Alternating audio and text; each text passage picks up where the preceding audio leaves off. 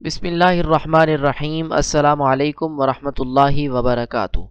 رمضان المبارک کے تیسرے عشرے کی دعا۔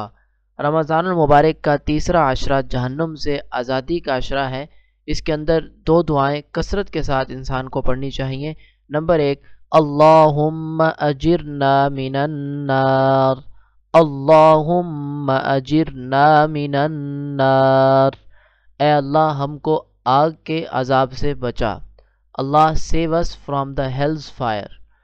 اور دوسری دعا، اللہم انک عفو تحب العفو، اللہم انک عفو تحب العفو فاعف عنا یا غفور، فاعف عنا یا غفور، اے اللہ تو بہت زیادہ معاف فرمانے والا ہے، معاف کرنے کو پسند کرتا ہے، بس تو ہمیں معاف فرما دے اے مغفرت کرنے والے۔ اللہ is most forgiving and loves forgiveness then you forgive us۔